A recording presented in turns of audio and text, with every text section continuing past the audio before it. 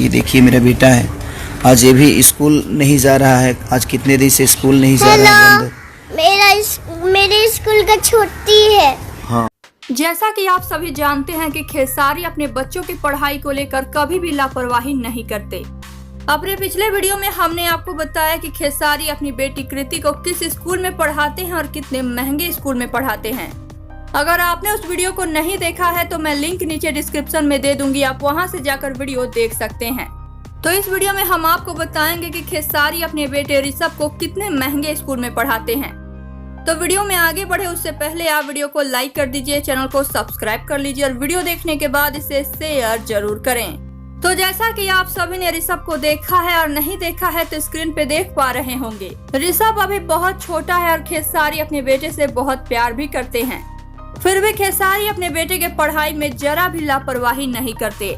खेसारी अपने बेटे को मुंबई के सबसे महंगे स्कूल में पढ़ाते हैं।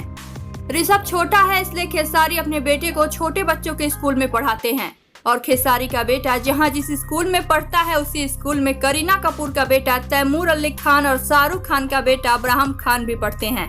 जी हाँ, अब आप समझ चुके होंगे कि खेसारी अपने बेटे ऋषभ को कितने महंगे स्कूल में पढ़ाते हैं, क्योंकि खेसारी अपने बच्चों के फ्यूचर को लेकर कोई भी कॉम्प्रोमाइज नहीं करना चाहते।